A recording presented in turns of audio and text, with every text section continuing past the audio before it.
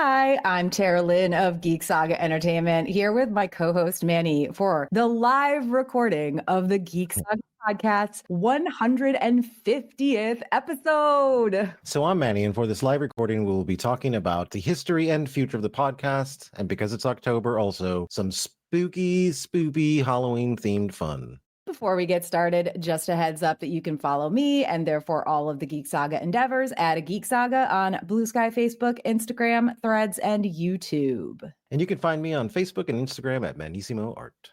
Just a couple other house cleaning items before we dig in. If you're watching this as a webcast on Facebook or YouTube, pretty please make sure to hit those like and or subscribe buttons. And if you're catching the audio only version on your favorite podcatcher, we could really use some more ratings, especially on Spotify and Apple Podcasts, and would super very much greatly appreciate it if you could take a moment to mark the Geek Saga podcast 5 stars wherever you're listening. Last but hopefully not least, we hope that you'll check out the Geek Saga Entertainment Patreon. We have a lot of tiers with just $3 a month, getting you the most prevalent perk of early access to podcast episodes. You can check it out at patreon.com/geeksaga_entertainment. With all of that out of the way, we're going to kick into our discussion. Tara, how about you kick us off with how you kicked off the podcast? Picture it. Orlando, Florida, 2017. I'd been co-hosting a live webcast for The Geekiary, which is a website that I used to write for as well. It's The Geekiary, Geekiary.com. Great website, by the way. And I've been co-hosting a live webcast with them for some time. I want to say we started it in like early 2015. But by the time I was living in Orlando in 2017, I was between full-time day jobs and trying to find ways to build my own business. It started as my event planning stuff, but it became kind of a building my own brand, not just a business sort of thing. I just put out my second novel. I was organizing Ice and Fire Con and had been for many years. I was also at the time putting together the first ever Steven Universe fan convention, Beach City Con. I was doing some event planning consulting work and like little editing side jobs, and honestly just looking for more things to keep me busy as I struggled to find full-time work. So anyway, in March of 2017, I kind of soft launched what was at first just a live webcast show. And I say soft launched because from that point through early 2018, I only put out 3 episodes.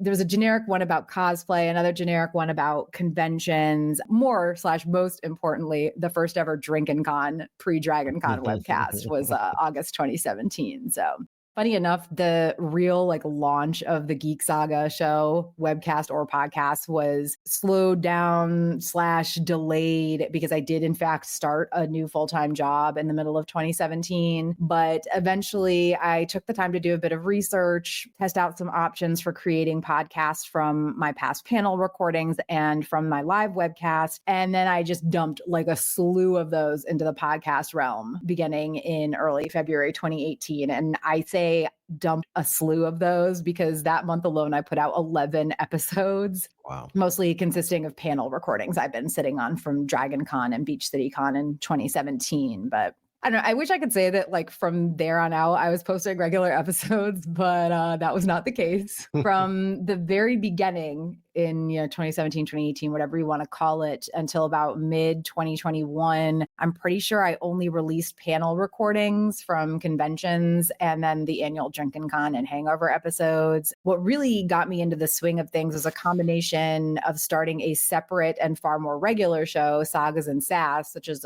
we cover genre literature.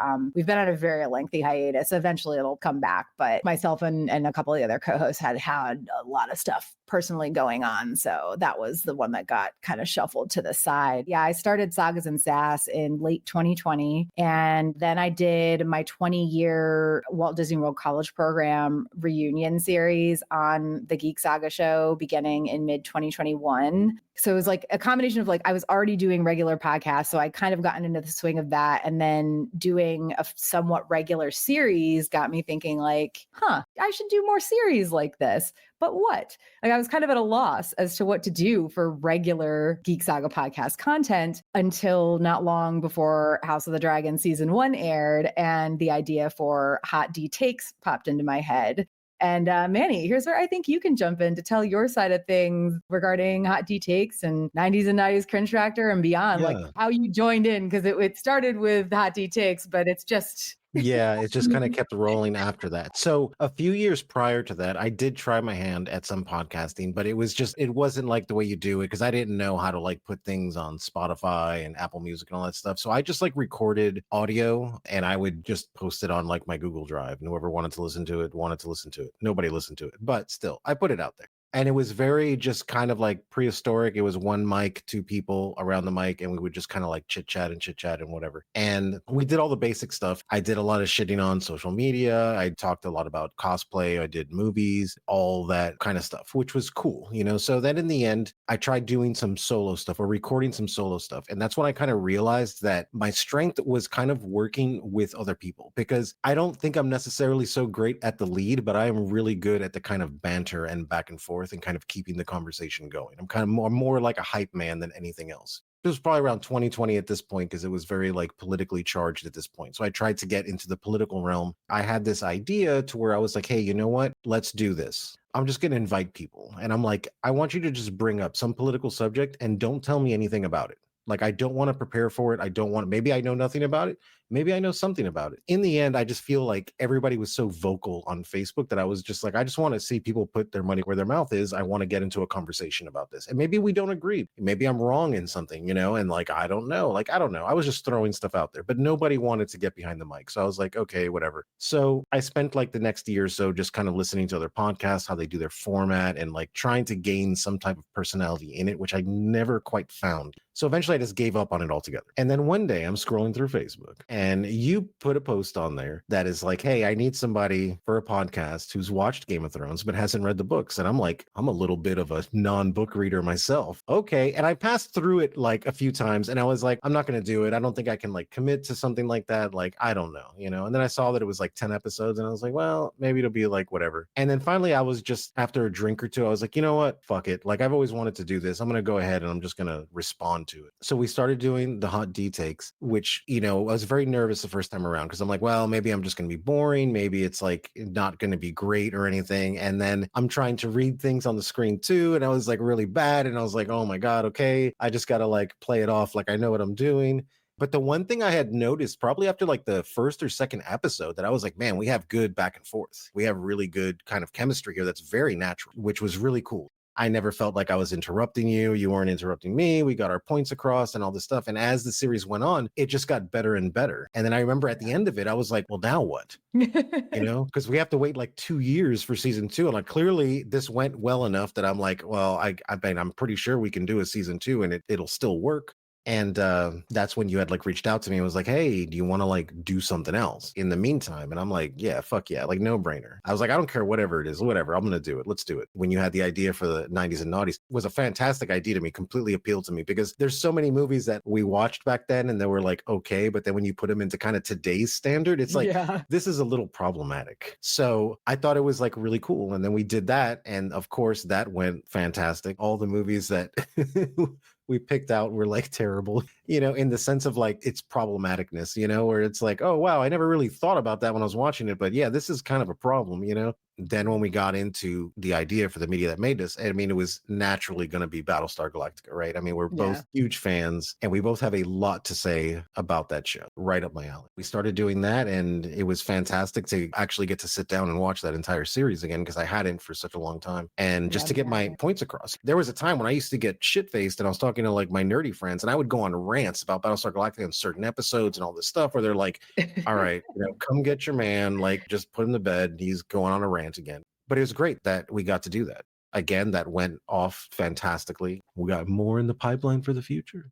Yeah, we'll get into that in a bit. I did want to say, I actually, in kind of doing a little bit of research, trying to remember things that we talked about for future episodes and stuff in the past, I found our original conversation that how 90s and naughties kicked off, which I thought was really funny because like I basically got drunk one night and watched She's All That for some reason. Like I think maybe it had just been added to Max or to Netflix or something. And I'm sorry, HBO, whatever the fuck they're calling it these days. But it was, you know, in the suggested posted like new things that they'd added. And so I watched it because I was the only one up. And I was like, sure, I haven't seen this movie in a million years. Don't get me wrong. While some of these movies were definitely just really bad, some of them, like She's All That, it's still like a good, fun It's still a movie. Like good movie. Yeah. Mean It is Girls, still good. also a good, fun movie. Same thing. Still good. We also recorded an episode on What a Girl Wants that I still have yet to put out, mostly because we recorded it like 2 years ago and Yep. I need to redo like Yeah. portions of the intro for sure, or at least add like a voice note at the beginning that like, hey, we Mhm. recorded this a couple of years ago. So Yeah. the content as a whole about the movie wouldn't have changed. But yeah, so I got drunk, watched She's All That, and messaged you and was like, so Mhm. what if we did a podcast where we watched all these old like 90s and early 2000s movies and just like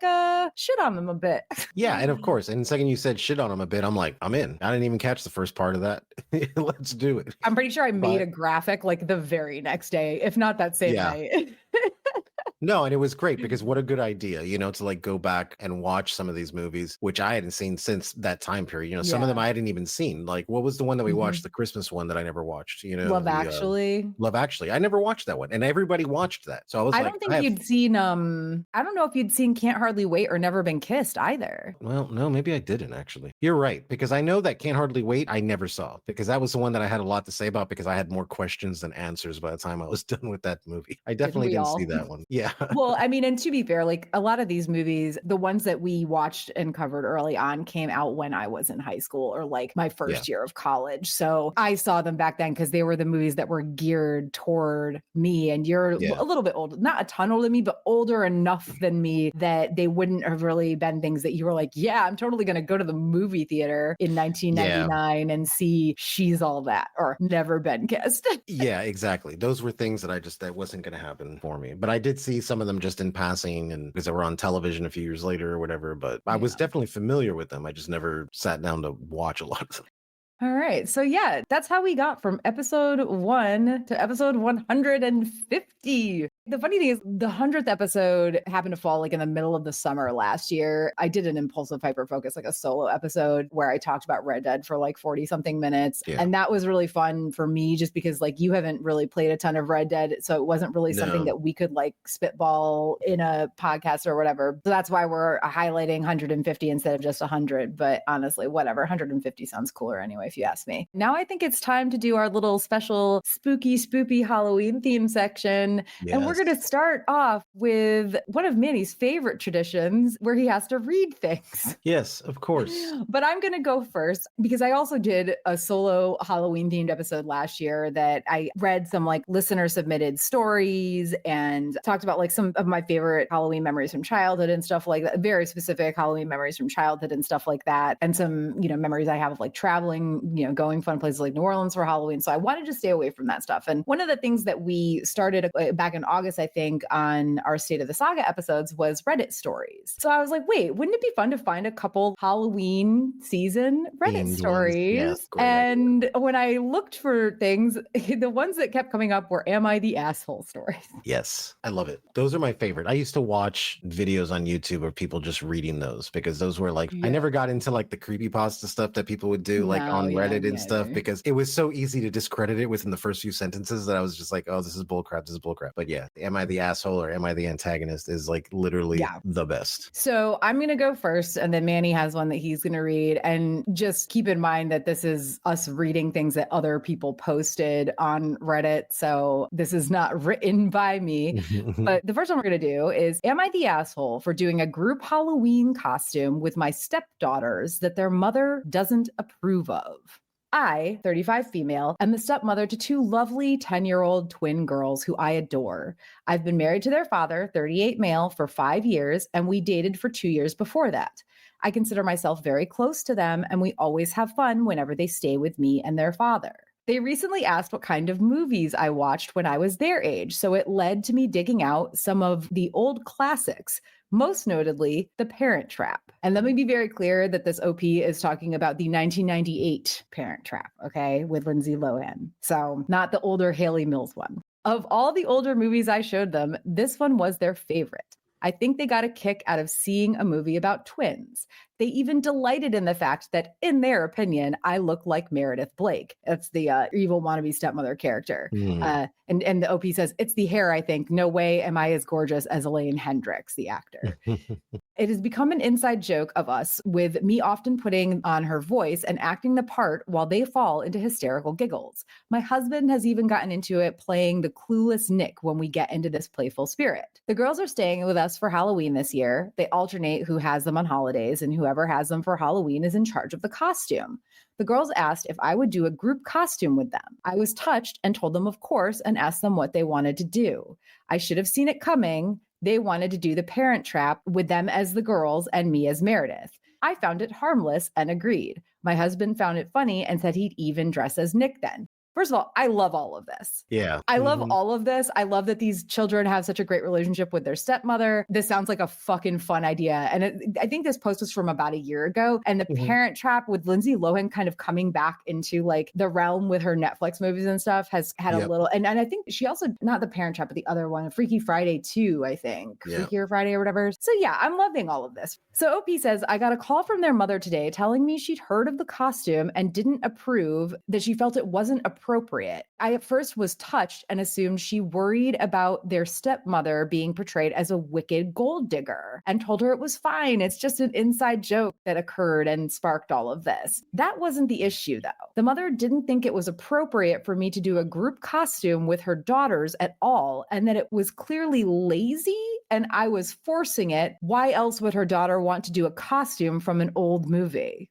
Come on. So OP says, I got rather upset here, but tried to stay calm on the phone and told her that she might not approve, but it was harmless, and I'd been in the girl's life for 7 years at this point. My husband, who was in the room during the call, could see I was getting upset, so he took the phone off me and began to get into it with his ex-wife, telling her she could have all the issues she wanted, but it was an entirely proper costume for their age, and it had been the girls who suggested it. He reminded her that it was up to him what they dressed up as this year, and he'd approved of it. I got him to calm down as he was getting upset, and the call ended rather tersely. I just feel awful about this whole thing, and I wonder if I should just bow out of matching the girls in costume if it will prevent further problems. I just know this will be a bigger thing down the line. I agree, Jen. What a fucking stick in the mud. Yeah, seriously. Seriously. And I'm the kind of asshole that if that would have happened to me, I'm like, oh, guess what? Next year, I'm going to lean into this a little more. We're going to do a little more than just a Parent Trap. The idea that it's not appropriate, it's such weird wording to use too. Because it really at is. first I hear like not appropriate, and I think that she's going to be dressing these 10-year-old girls as like, I don't know, sexy mice or something. Mean Girls reference. Yeah, exactly. So I don't know, Manny, what is your verdict? Is she the asshole? No, I mean, look, come on. Doing the fucking Parent Trap. That's like the most innocent possible thing to do. The kids love it, right? Because it's always about the kids, right? When you have kids in the mix, regardless of what age they are. So it's like, look, if they wanted to do it, I think that was a great idea. Then the husband wanting to kick in and being like, hey, I'll do the guy, like whatever. I mean, that's fantastic. You know, like how can anyone shit on that? Yeah, I also agree, Jen. It's the mom can't be upset because the stepmom isn't even playing the mom. She's not. Exactly. I would love to know what OP looks like. I'm guessing she's blonde. Maybe she has some similar facial features to the evil wannabe stepmother from the movie. But yeah, I also obviously am, OP is not an asshole. That was also the overall verdict, of course. For the comments, I honestly, of the comments, like nothing really stood out to me specifically. So I'm not going to read any verbatim, but most of them centered around the idea that this is the mom being jealous and insecure, that backing out of the group costume because of the mom would actually make the mom look like the bad guy, especially if the girls know that's why OP is backing out. That any further conversation about the situation should be between the mom and the father. Yep. Which I also agree. This poor stepmom does not need to be attacked by this woman. And also there was a lot of back and forth from people being shocked that they now have to consider the 1998 Lindsay Lohan Parent Trap an old movie. An old movie. a ton of comments. And it's like, so I said this post was from about a year ago. So even if it was 2024, yeah, y'all, that was like 26 years ago. Yes, it is the old one. Jen is in the comments saying she's just pissed the girls want to do a costume with a stepmom. Exactly. That's exactly what it is. With that. Yeah. Which exactly what it is. But also, like, they have the kids for Halloween. I would love to have seen a picture of this group cosplay, honestly. Absolutely. I I'm kind of want to willing to Google bet. it. I kind of want to Google Yeah, it. I'm Someone willing to Google. bet it looked awesome, and that's what pissed Yeah. the mom off, you know? They're like, "Oh my god, they look Well, so I mean, this was perfect." before they even like I would assume before they even had the, costumes planned out in terms of what they were actually going to wear. But you just dress one little girl up in very prim and proper clothes, one little girl up in laid back clothes, and then you got the dad with his, I don't know, flannel shirts or whatever the heck he wore. I can't remember. I've seen the movie a few times, but it's been a while. And Meredith Blake, blonde hair, white suit or something. That's literally all you Yeah, need. exactly, I bet exactly. you it looked fucking amazing. I hope they actually, it sounded like the OP was going to do it. Everybody told her she should.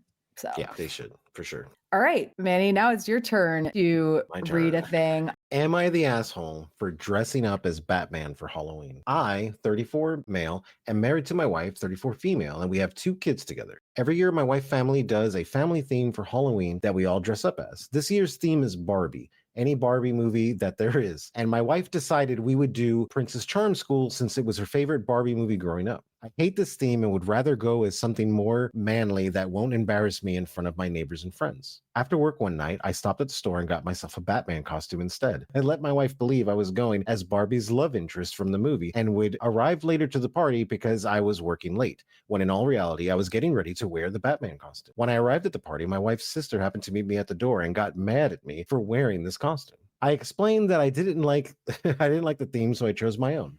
At this point, my wife had found us and started yelling about how selfish I was and how this is the one time a year that she gets to let loose and have fun with the theme.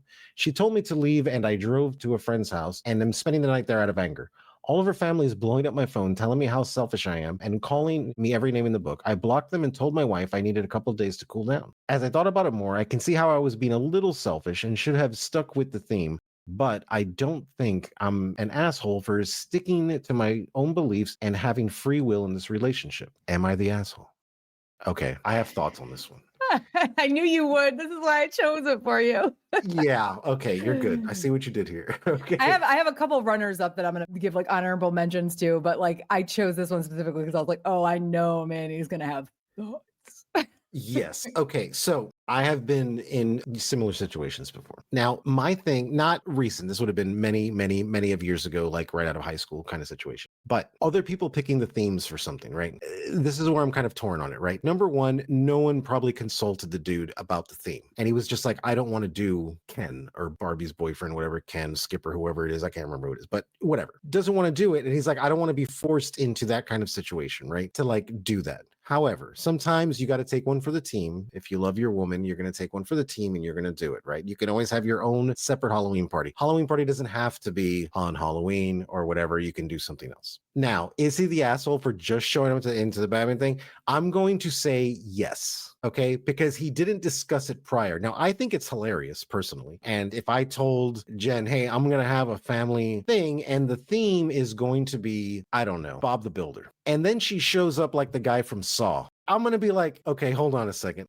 I'm not crazy about this. I see what you're doing, but you just should have at least told me ahead of time so I could have like pre-warned people. So in the end, in my personal opinion, is he the asshole? Yes, he's absolutely the asshole because he kind of surprised them with this. Do I think it's funny? Yes, but not appropriate. Yeah, my verdict is absolutely he's the asshole. I feel like the gender norm part of it and the "ooh, it's not manly enough," meh. Oh, I Like, don't agree with that. Yeah, I don't agree yeah, with I know you don't. But like that was the thing that stuck out the most to me at first. So I read this post the first time, and the first thing that stuck out to me was the "it's not manly enough. I don't want to dress for my Barbie movie." Bleh. You have fucking kids, dude. I'm Yeah. guessing little girls. I don't remember if he said they have 2 kids together. He doesn't say if they're girls or boys or whatever gender they are, but it's a family Yeah. Halloween party. You're not going out to a bar. But even if you were, who the fuck cares? Dress in that Prince outfit or whatever it is. Like, Well, and that's where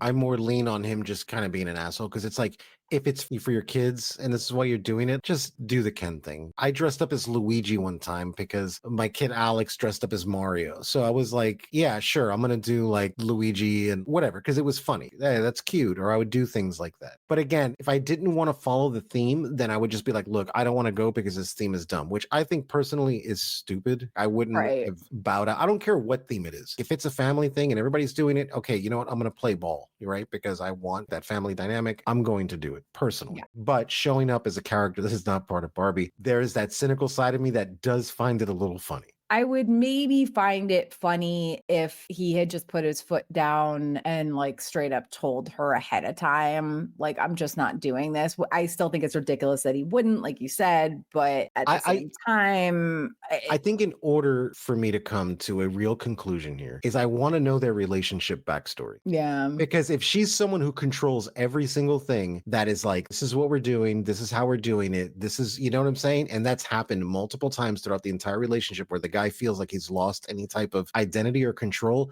This could be him screaming out for attention. I need more backstory here. I don't know. I just keep going back to like, I would rather go with something more manly that won't embarrass me in front of my neighbors and friends. Grow up. Grow up. Look, Stop I'm one of those conforming to gender norms and being a dick about it on top of things. This guy's an asshole no matter what. But the first thing that stuck out to me about it was this, oh, I need to be like, this isn't manly enough for me. Yeah, that's dumb. Like, I don't like Ken. I just don't. And if the theme was Barbie themed, then I would probably show up as pink Barbie, cowboy hat Barbie, you know, and be like, hey, this is my costume. I'm gonna just show up as Barbie. I would have still played ball with it though. I wouldn't have done that. That's why I feel like the guy's either an asshole or there is some kind of more dynamic backstory going on with the relationship that led up to this moment. Yeah, and I don't discount the fact that, like, if he's in a relationship where he feels like every part of his life is controlled by his partner or, well, by his wife, I guess you wouldn't even call that person a partner at that point. Like, there's some of it that's a little bit more understanding. I'll be honest, though, I don't think that was the case just based on the way this whole post was written and also the comments and the few that he was, like, responding to. I'm not going to go verbatim comments because, like, there were definitely some standout ones, but for the sake of this being a discussion between, like, all of us, it's best to just summarize them. There were a lot of people getting on the OP about his whining over the possibility of dressing up as a not manly enough character. Thank you. There were plenty of people who said the biggest issue here was the lying and just showing up in a different costume. Yeah. A lot of people like also called him out on his manipulation and his selfishness. Like, this isn't just you and your wife. This is because this is also the kids. And it's the kids. As far as we know, like these kids, he's only what did he say? 34, and his wife is he and his wife are both 34. Those kids, they can't be that old. I suppose they could be like 15 or 16, but I'm fairly certain that they are not, just based on the way he. If they were younger, if they were like young kids, then I'm thinking they were, yeah. Yeah, that would have been extremely problematic. Like, don't do that, dude. You know. And in the end, it's like if you are kind of rebelling like that, like, why are you going to show up as Batman? Also, bro, you should have picked something better, something that's. But the manlier part of it, it's like, dude, there's nothing more manlier than having no ego and going as just Ken and doing that for your kids and your significant other. I'm sorry. To me, that's manly, you know? And if you don't do that, you're just going to be that. You're not being manly. You're just being a little bitch or a little brat. I mean, this isn't at all the same thing, but we always did big themes when I was living out in California because like our neighborhood and our immediate neighbors were, even though they didn't do the same themes, it was like we were all super into Halloween. So we did like full themes. The kids didn't really get into it, but Dean and I and our friend Carlos and our friend Aaron and Aaron and I were pushing so hard for our theme to be Ted Lasso a couple years ago because like we both really loved the show. But Dean and Carlos were like, we don't watch that show. And we were like, well, you could watch it and you'd probably love it. We're not watching a sports comedy. Blah, blah, blah, blah, blah. It's not our thing. Okay, fine. You know what? We're not going to force you to do like that's more understandable because it's like we really want to do it, but you guys don't watch the show. You don't want to watch the show. It's not the type of show you want to watch. Fine, whatever. You're missing out and you suck for not wanting to watch. I mean, I'm joking. I don't really mean that, but also if you haven't watched Ted Lasso, you're missing the fuck out. But that's that's the understandable version of this situation. Yeah. Anyway, the verdict was yes, this person was the asshole. I think generally it seemed like there were definitely a lot of people who were like, yeah, the not manly enough thing makes him an asshole. But it seemed like the vast majority were more like, you're pretty much the asshole for lying and saying you were going to do it and then showing up in a different costume. Cause that is fucked up. There's in the comments, you know, people have been saying like, well, what if he like came as Barbie Batman? That would have been great. Honestly, it wouldn't have gone with the theme entirely, but like, you know, Batman with a tutu or something. I don't know. That could have possibly worked, but that's not what he did. he had to do manly Batman costume. I don't know, whatever, Yeah, man. he's the asshole there. So I had two runner-ups. One was someone asking if they were the asshole for over decorating, quote unquote, over decorating the outside of their home and their yard for Halloween because a neighbor got nasty with her about it, saying it made the rest of the neighbors look bad, but like not for the reasons you'd assume. This neighbor was saying like, it makes us look bad, but like people are busy. Like not everyone has time to decorate like that. Like, Oh, lol, what? yeah, what? Anyway, the verdict there was not the asshole, obviously, but like, Obviously, yeah. also, what? Just, I don't, what? That's terrible. That's like, well, I cut my Your grass house a looks week too early. cool, and like my Yeah. kids think it's too cool. So like I'm gonna bitch at you for being too cool. Like I'm sorry, but I get it. People don't have the time and or the money, maybe. Apparently there was like there ended up being like some neighborhood Facebook argument about it or something, but it turns out that this person who was complaining was like a problematic neighbor anyway and had been for years. So Okay, well, shocker. yeah, that makes sense. Shocker. Big shocker. The second one that was a runner-up was a guy asking if he was the asshole for throwing a fit when he lost a costume contest at a friend's Halloween party, like a house party, to a dog. He was whiny because he made what he claims was a really good One Piece, the anime costume, and he got second, while someone's dog in a Walmart or Party City pirate costume got first. And my first thought was like, who the fuck cares? You still got second. And also, it's a house party. This isn't like you're at Dragon Con competing in the fucking costume contest. So yeah, first thought was who the fuck cares? My second thought was, yes, he is the asshole. Yeah, he's the asshole. He's at the wrong party. Yeah, sure enough, that was the verdict. But also, like, yeah, who cares? It's yeah, literally it's like a doggo. Of course, the doggo will win. Exactly. It's a dog in a costume. That's adorable. So that's always going to win. I wish I could get one of my dogs to wear a costume. They would hate it. But like, seriously, bro, like, why did you show up to the party for this costume contest? Did you really bring your A game for this? Come on. Apparently. They must not get out very much to these kind of things. Yeah. Moving on, I'm going to start off this next part with, do you have any memories of Halloween season events? And I'm focusing on this because this isn't really something I got into a lot in my solo episode last year, but like haunted hay rides, corn mazes, pumpkin patch, which I feel like is a weird California thing, but maybe I'm wrong. I don't know. Haunted houses, Netherworld is the one that popped into mind, even though I've never been there. It's not far from you, I'm pretty sure. Yes. Or like special themed nights at theme parks, like Disney's Mickey's Not So Scary, Universal's Horror Nights, Six Flags Fright Nights, anything like that. So I've never gone to any of the theme park ones because when I was out doing Halloween a lot and all this stuff, I was younger and back in the 1930s, none of those things existed. So we didn't have things like that, right? So generally, my Halloween memories really came a lot more from middle school than anything else because that was the time when we would go out and like wreak havoc. It was that period, 1932, 1935, whatever it was, where they just kind of let us run free and do whatever we wanted. We would go around, we would egg cars, trick or treat as adults, but it was a lot of fun. It was fun hanging out with your friends. And then, the cops started telling you to go home like at 10:30, 11 o'clock, because sometimes it was on a school night. You got to see all your friends getting dressed up. That was cool. Did you guys have, I don't know, haunted hay rides or anything? I mean, Miami, I'm guessing. No. We had nothing like that. We had zero like that. I did throw some really cool Halloween parties when I was older, when I was in Miami, but that was it. We didn't have any like event places. I know that we had like a strawberry patch up the road and that they would do like some Halloween themed stuff at the time, but I never got to go. But no, I never did any theme. I know everyone talks about the theme park stuff and I've been wanting to do them for a long time now where I'm like, I want to go to like Halloween Horror Nights and like all this stuff. And they had one that was like in California where they did like a Blumhouse theme horror thing. And I was like, damn, I would love to go to that. Like that would be awesome, but never did. I grew up in the middle of nowhere, Connecticut. When you think of Connecticut, people usually think of like the Connecticut that's near New York City. That was not the part of Connecticut that I grew up in. I grew up in North Central Connecticut, and actually about 15 minutes from my house, literally any house I grew up in, there was this farm, Elm Knoll maybe is what it was called.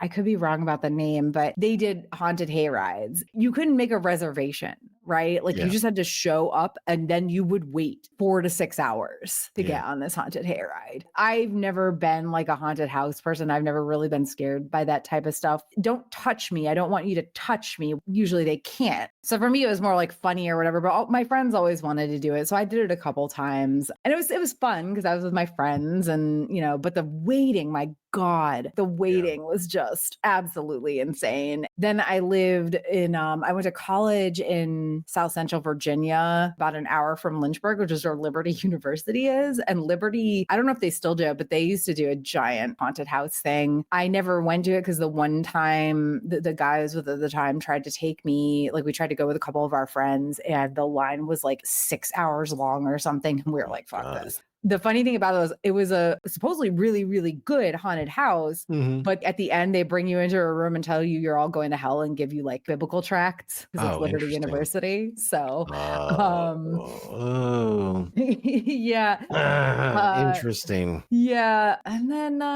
I've done all of the Disney, the Universal, and the Six Flags one. The Six Flags one, I grew up, not to beat a dead horse here, but because I grew up in North Central Connecticut, I was about 40 minutes at most from Six Flags New England, which when I was a child Mhm. was just called Riverside, but then it got bought out by Six Flags and became Six Yeah. Flags New England. So they had their Fright Nights thing. I had a friend who was an actor in like some of the singing and dancing shows that they had there. So like I went and saw him a few times. Pretty sure the first time I rode a roller coaster was actually at a Six Flag Fright Nights because I'd been so scared of them my entire life, and my friends just literally bullied me onto it. And now like I love roller coasters. Funny tidbit about with me and roller coasters is I've never been on a roller coaster, and nobody bullied me into it, but I became the purse holder. Where I was the guy on the ground floor and they're just like, oh no, hold all our stuff, hold all our stuff. So I'm sitting there with wallets and purses and bags and stuff because I was that guy. They were like, oh no, we don't want him to ride because then we got to carry our own stuff in this roller coaster. I just never wanted to throw up, is what it was. I don't have any type of fear of roller coasters, is that I don't want the embarrassment of coming off of it. And if I got sick, that's more detrimental to me than any type of fear I can have. So have in a you roller coaster. never been on one?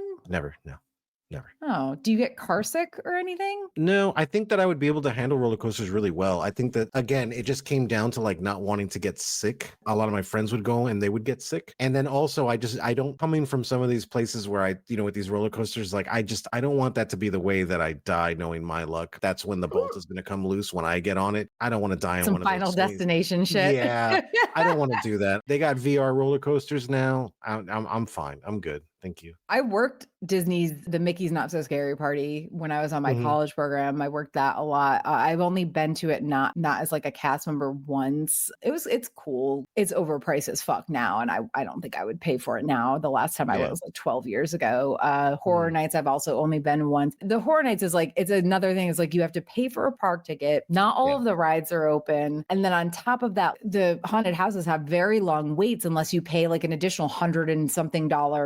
And this was like years ago that I went, but it was like another like $130 or something for their like express pass. And I was like, I don't care enough. So let's get into our next section here. Now we're going to do a sort of rapid fire questionnaire. What is your favorite Halloween candy? Like favorite that only comes out at Halloween. However, favorite to get while trick-or-treating will suffice. What's yours? Reese's Pumpkins is my favorite Halloween candy. Like you don't get those while trick-or-treating, but I would say that trick-or-treating wise, my favorite to get would be like Snickers. Because like they're not going to get a Reese's Pumpkin while you're trick-or-treating. It's like $6 for 6 of them or something. I see what your answer is and I am ready to fight you on. Yeah, so let's just kind of like glide into it first because there's some that I forgot to put in here. Okay. So number one, Skittles, because they'll always be my favorite. I like Skittles and I like Starburst. Those are the ones that I like to get. However, I may have been known to dabble in the candy corn a little bit. Do I even know you? What is wrong with you? For our last podcast episode together at the 150th podcast episode, yes, I like candy corn, so eat it. Okay. I cannot believe it's like eating just little tabs of wax. Like I don't understand. I don't understand. I know, but it's like wax makes good candles. Why can't I make good candy also? Oh my God. You know? That is the Manny quote right there. Wax makes good candles. Why can't it make good candy also? Somebody that's not me make a note. I guarantee you Jen has already written it down at this point, okay? She is always Johnny on the spot with that. Oh man. Next question. Favorite horror movie? I said probably Barbarian, Mhm. but I was thinking strictly horror movies. Your answer has me like, oh God, now I've like just left off on all of the great other ones because I was thinking like just basic strict horror movie. So what are yours? Because you're right. There is almost like when you think horror, there's like Halloween horror and then there's like horror movie. So for me personally, one of my favorites is probably Event Horizon or Alien because I love sci-fi and I love space, but space is really terrifying, which has its own fear factor within itself. And then you throw in some horror stuff on top of it, then I feel like that makes it more, right? Because there's really no escape. When you watch a normal horror movie, for me, they make so many stupid mistakes where I'm like, man, you could have been gone, right? However, in theory, if I'm on a spaceship or space station, there really is no way for me to get off that ship. So whatever it is, whether it's some interdimensional being like Event Horizon or a xenomorph like an alien, one way or another, I'm going to have to fight that thing because I can't just run away. You can run away from Jason because it's like, dude, he's only at this camp. If I can jump that fence and get to the 7-Eleven, he's not going to follow me there. I just have to get there. But when you're on a spaceship or something like that, you're kind of screwed. You know? You're going to have to fight that alien at some point. I had totally like not even thought of. I love the Alien movies. Well, I love Alien and Aliens. Event Horizon was fucking Sphere. Sphere is also a pretty Yeah, fucking Sphere scary is another movie one. Absolutely. that I would consider it's sci-fi horror again. Yeah, But sci-fi yeah, horror, no, yeah. but yeah, Event Horizon, that movie scared the shit out of me. Yeah. Barbarian doesn't really necessarily scare the shit out of me. I think it's just a really well done movie just because it's like awkward situation turns Yeah. into horror situation. And then all of a sudden they're like, wait, now we're in LA listening to this like upbeat song with this guy. And I like Barbarian for like the twists and turns that it takes, but it's still, you know, scary. But yeah, Event Horizon, fuck yeah. And also, yeah, Sphere. Yeah, So. Sphere. I didn't even think about Sphere, but you're absolutely right. Sphere for sure. What about a television show? Okay, so we had to decide limited series count on this. If we're talking about like something that truly frightened me, Haunting of Hill House. Yep. I didn't even read yours when I wrote mine down, but yes. I saw that you we're on had the same page, answer. right? And like, I think it's a Yep. little bit trite. And I will give an honorable mention to The Fall of the House of Usher on Netflix. If you have not watched that, definitely do. It's got the president from Yes, it does. Battlestar in it. Yes. It's a really good show. It's probably more like gory frightening than like haunted frightening, but I started watching Haunting of Hill House when I lived on my own, and I literally couldn't. I got like 4 episodes in, and I was like, I can't watch this. And I Yeah, didn't finish it until I moved in with Dean. Yeah, it was the first show that gave me like goosebumps when I was watching it. There was a really extreme eeriness to it, and there's a few scenes in it that really like doing jump scares right. Things that just freak you out, that give you the ickies. They did really good. Did you ever watch the second series? Something Bly Manor. Yeah, Bly Manor. So Bly Manor is based off of a I've book. watched- I can't remember who the author is, but it's like the turning of the screw is what it is. So it's like it's about the slow maddening is what it is.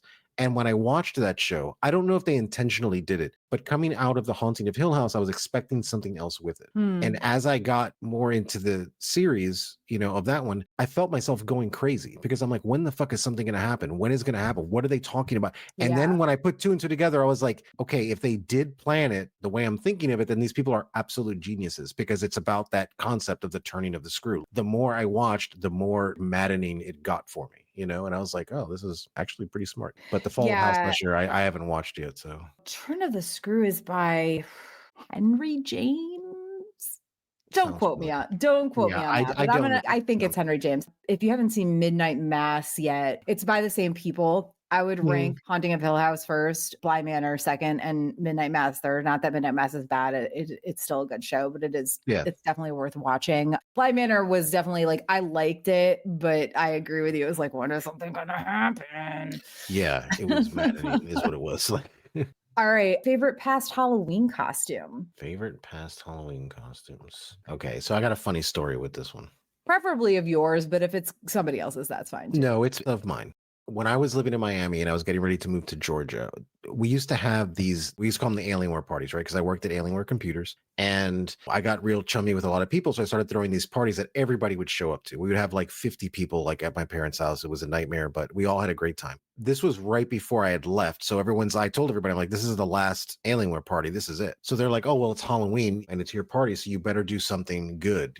I wanted to do something that people wouldn't expect. Now, when I was thinking about this, I happened to be watching Kill Bill at the time. So there's a character there called Gogo with her ball and chain thing, and she's dressed as like the schoolgirl and stuff. So I was like, I know this is something that nobody would expect me to do. So I went to Goodwill and I found the entire outfit, and I went full throttle to where like I shaved my legs. I had the knee-high socks. I bought like a really good wig for it. I spent a long time doing makeup. When I was working at the sign shop in Miami, that I literally engineered one of those ball and chain things to look just like it and to have the same thing. It was probably my first legitimate start to finish cosplay is what it was. It's where I literally spent time finding everything. Some people knew I was doing it, like 2 people. That was it. And I remember one of my friends shows up to the party and I am leaning over the fridge to get a beer. Now, I don't know how to lean over in a skirt because I just never wore them before, right? So I'm leaning over and my friend comes in. You don't. If it's a short one, you just don't. Yeah, you don't. So I have no idea what I'm doing and I'm leaning over there. I was a lot skinnier and a lot better looking back then. And one of my friends walks in, it's a close friend of mine. And I can hear in the background, like, oh, like talking to some people and being like, oh, damn, who's that? Because they had no idea that it was me leaning into the fridge trying to get a beer. And I turned around and just started cracking up. And it was funny. People got very handsy with me the whole night. Kind of weird, but Yeah, welcome to being, yeah, it was weird. It was a lot of women that were getting handsy with me. But I mean, look, I looked cute. So I mean, I probably would have got handsy with me too. But that was my like most memorable cosplay I did just because of the entire situation of it. I just thought it was funny. And how many people like came up to me and spoke to me and didn't know that I was Manny. They Yeah. thought I was somebody else. Because also I have a sister that looks a lot like me also. So people probably thought I was her, but it was like, no, just me. I don't know. This one's really hard. I had so much fun doing like the group costumes in California and stuff. This is weird. Probably my favorite one was I did Kenny Powers one year. And I was actually in Atlanta for Halloween that year. And I went to like, I don't know, some bar crawl or something.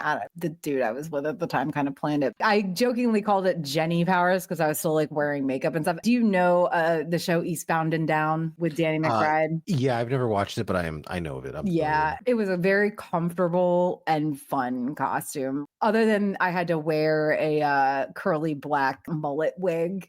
Otherwise, it was just like his Eastbound and Down jersey and tight little baseball pants. So I was like, I looked cute. Even with the wig, I looked cute. Okay. And it was just a fun, like when people got it, they really got it. And really loved it. And also Atlanta on Halloween in like the 20 teens, like this was when the show was kind of at its peak too, I think. I want to say it was in like the 3rd season or something maybe, but that's probably the one that sticks out most in my mind. Maybe was it my like favorite, best one ever? I don't know, but that's the one that sticks out the most. So. Yeah. All right, next question. Piece of zombie media. Yeah, I separated this one up. Zombies are Halloweenish and also feel very separated from generic Halloween stuff. You don't really do zombie stuff though, do you? I realized that after I wrote the question. Yeah, I do exactly 0 zombies. Like I don't care about it. They don't scare me. I have 0 feelings towards them. I know people are like, oh my gosh, zombies. I'm like, I don't care. And I wish I did. And I've tried. The only zombie thing I watched that I think that was like, oh, this is like interesting was like the 28 Days Later or whatever, like when that came out. That I was like, okay, cool. But I tried Walking Dead. I tried Night of the Living Dead. I tried all of those things. And I was like, this does 0 for me. I am not scared. I don't care. I'm just indifferent. I don't know what it is. You played Last of Us though. I played Last of Us and I appreciated it for its storytelling factor and like its playability, obviously, because it was a fantastic game. But that was about the most zombie-ish stuff I can get into. Or look, there you go. iZombie, right? At least that was charming. Like when you're talking about just straight up zombie stuff or whatever, I just don't care. And I will appreciate that Walking Dead did not focus on that. Like it's not just about zombies. It's about the society that takes place during a zombie, whatever the hell shit going on. But I just never, Yeah. I mean, for me, sigh, it is like early Walking Dead. Yes, there is a ton of great like zombie themed media. I love Last of Us, the game, and it was a good game. It was a very season good 1 of the show was so fucking amazing. But I just always go back to like the first like couple or maybe few seasons of Walking Dead. It's something I watch just randomly, like usually late at night when I'm like, what do I need to like just have something on? I've probably watched the first 3 to 4 seasons of I've watched the first 2 seasons of Walking Dead probably like 20 times at this point. Yeah. That might be hyperbole, but it's up there. I will also plug my own zombie apocalypse novel though, because I'm proud of it and I think it's great. So I did write a book called How to Start Living in the Zombie Apocalypse that I've gotten, some good feedback on and stuff. So, all right, final question. Spooky or spoopy piece of media, book, story, movie, TV show, whatever that you remember from your childhood?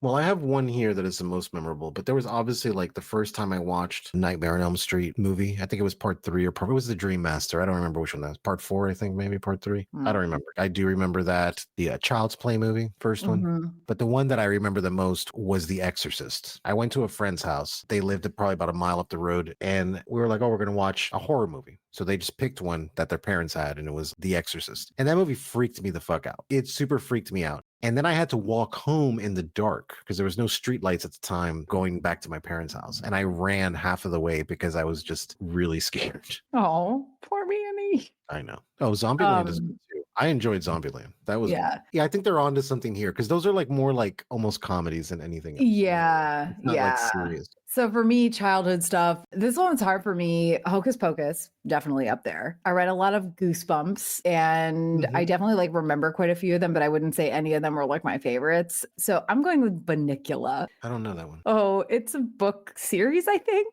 about a bunny, a vampire bunny that drains vegetables of their juices. Yeah, I do know about that. Yes, I know exactly what that is. Yeah, I don't like, I it's just the fact that this exists. It's hilarious. That's cute. Sure, yeah. I'm pretty sure you can't be a vampire unless it involves blood, but like, yeah, I fucking loved Bunnicula when I was a kid. No, that's cute. That's super cute. Oh man. Okay. So we're done with our Halloween stuff, I think. What's next? Let's see. And finally, with 150 episodes in the can, we're going to chat a bit about the future of the show. Okay. So I'm going to kick this off by saying, to be honest, while yes, we will pick back up with our next Media That Made Us series eventually, the timing on when we'll be able to do an ongoing live series is a bit shaky due to my possibly having another period of time where I don't have a proper setup for live shows, as in like sound and privacy wise. However, that does not mean the podcast as a whole is on some sort of hiatus. I still have quite a few Dragon Con panels and at least one past recording of 90s and Naughties that I already mentioned that I still need to edit. And we'll be continuing our monthly State of the Saga episodes, which they're live for patrons. And then there's a video for patrons. And then like a couple weeks later, I put a more edited, watered down version of those out as a podcast. And we'll hopefully be able to get in a couple other like podcast only recordings over the next few months. What those will probably include, probably some more 90s and 90s cringe factor ups, because we've kind of not done too many of those recently. Almost certainly a Hot D Takes style series focusing on the new HBO Song of Ice and Fire show, Night of the Seven Kingdoms, which is, I think, releasing, I think it starts in January of 2026. So,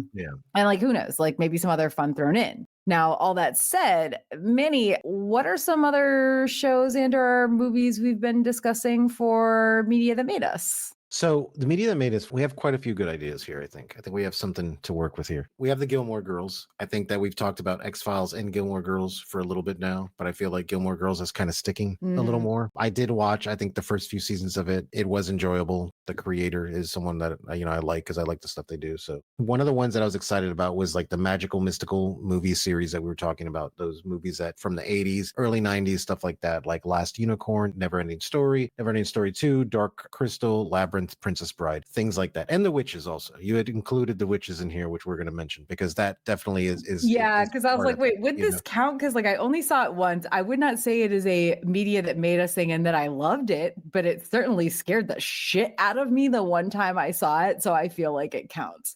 yeah, exactly. So, and all those movies are like fantastic. I'm a huge fan of Labyrinth, huge fan of the Princess Bride, Never Ending Story, the first one anyway. I wasn't really crazy about the second one, but and then we talked about doing a similar series to the magical mystical movies, but more sci-fi. So we got Flight of the Navigator, Disney's Black Hole, Tron, E.T., The Last Starfighter, Explorers, right? We have a lot to work with on that one, just because of all the sci-fi stuff that I watched when I was younger. E.T. also scared the shit out of me. So that would be fun. E.T. was creepy. And Dean is constantly trying to get me to watch Black Hole. I've never seen it, but yeah, see that it's kind of on brand because I was like young when that came out. I was like super young when that came out, but that was like a big deal. And I do remember watching it, but it was definitely like it's in that Tron era when Tron came out and stuff, like the style of sci-fi or special effects they were doing, stuff like that. So yeah, that makes sense. But yeah, you should watch Black Hole. It's really good. You did put a suggestion in here that was, I think, is fantastic. At least for the first. I don't know how many movies there are of this.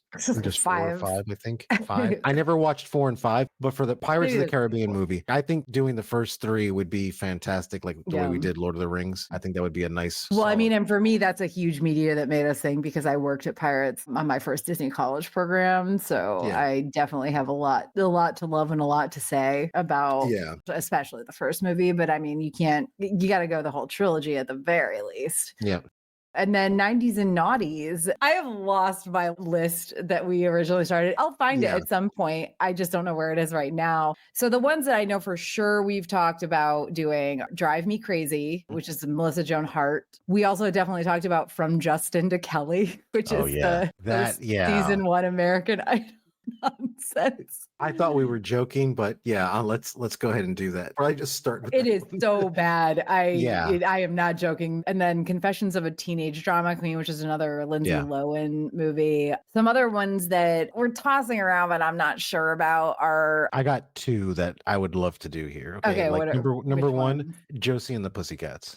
Yes. Josie and the Pussycats has a way better written script than that movie should have deserved. Honestly, like that was actually a very good movie. The music is great, and it's actually done. Who was the singer to that song from the 90s? I can't remember their name, but it's actually a popular singer. But yes, I had bought the soundtrack because the soundtrack was fantastic.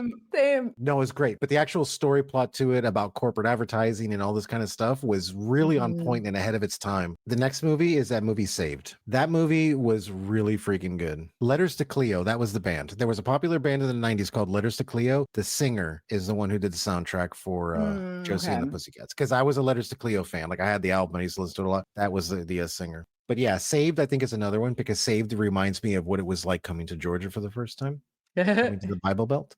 But it's a really, really good message, is what it is. Like it's a really solid message.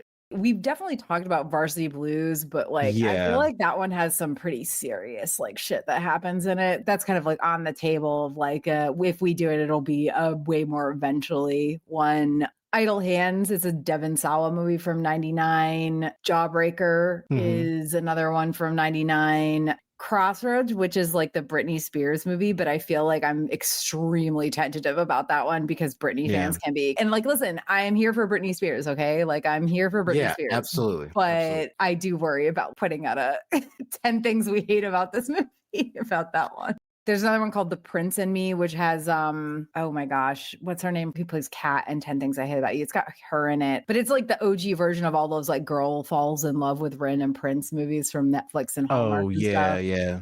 John Tucker Must Die from 2006, where like the ex-girlfriends or girlfriends get together to ruin the life of the guy that's been cheating on all of them. I did see that one, actually. I do remember that one. Another one that I was like, LMAO, what about the possibility of the Twilight movies as a crossover between Media That Made Us? And this is for me, but like not for good reasons or in good ways. Okay. Just to be very clear. And it's also sort of 90s and naughties because the first one came out in 2008 and each subsequent one came out each year after, wrapping up in 2012. So like that could be a fun kind of crossover Media That Made Us 90s and naughties. I think that would be good because I only saw the first one, you know. Oh, and I watched the first one. I was like, clearly this is not for me personally. This was written for somebody else. I also read the books because people kept suggesting them to me and they were people I trusted. And then I read the books and I was like, why do I trust any of your opinions on this? The ones that we are worried about finding Julia Stiles. Yes, that she's the one from 10 Things I Hate About You, but also The Prince and Me. But okay, so possible movies that we're worried about finding 10 things we hate about this movie. Yes. Clueless, 10 Things I Hate About You, and you were mentioning Bring It Up. I guarantee you we can dig and find 10 things we hate about each of those movies because there are definitely some seriously problematic things in all of them. But I feel like the 10 things we hate about it discussion would be very truncated. Like, yes, we can list 10 things, but then we're going to get into like, but we also love all these things. Yeah, exactly. Because there are movies like that, in particular Clueless and Bring It On, that was like came out around that same time period, but they were so enjoyable and so good that I was like, I really can't shit on these. Yeah, I mean, to be honest, it was when we did What a Girl Wants, the one that we still have yet to release, the recording from 2 years ago. We had a hard time coming up with, we both liked that movie. I mean, we liked Mean Girls too. We Yeah. both love Mean Girls, but Mean also Girls is great. you can still pretty easily, maybe I don't know if it's the right term, but you can still come up with things that are super cringeworthy Yeah. because they were from a long time ago, and a lot of the things that we saw a long time ago are just problematic no matter what. Like, no matter how good they are, there's still problems. Yeah. I mean, Yeah. listen, and Clueless, she literally gets together with her stepbrother. I don't care that they're not blood related. That's weird. And also he's in college and she's like 16. I don't know. I wanted to, like, I have this note in here that's like, insert some sort of closing question or fun thing here, but I never got around to doing that. Actually putting it in. I got nothing else. Like, I'm excited it's October. I love me some Halloween season. I'm glad we're here. I cannot fucking believe that I finally have 150 episodes of this podcast. And also, like, the vast majority of them were in the past, like, 2 years. Yeah. Maybe less. For real. But congratulations. I mean, that is a lot of episodes to have under your belt and continue going with, you know? Yeah, now I'm kind of curious, like, when, because I honestly don't remember what our first Hot D Takes episode was, because I think it was 2022. yeah. So when we first started Hot D Takes, 2022, that was episode 61. Wow. So you've been part of this for the vast majority of my episodes since episode 61. And what is it now? 3 years now we've been doing this? Yeah, a little over. I really thought it was just going to be a one shot for Hot D Takes. And I figured you'd get another host after that, switch it up. But here we are 3 years later, man. Nope. When you vibe, you vibe. Yeah, dude. Exactly, man. And I'm looking forward for the next 3 years and the next fucking 10 years, man. Well, as we close out, we just want to thank you for joining us for the Geek Saga podcast 150th episode. I cannot believe it's been this many. I want to talk about like how many fucking hours I've spent editing this. This is the 150th episode. You want to know how many hours I spent editing these podcasts? Probably thousands. To keep up to date with our upcoming podcast episodes, make sure to follow at A Geek Saga on Blue Sky, Facebook, Instagram, Threads, YouTube, or for early access to podcast episodes and some other fun content, check out our Patreon at patreon.com/geeksaga_entertainment. In the meantime, don't forget to like, subscribe, or rate us 5 stars wherever you're watching or listening. Thank you again, guys, for joining us.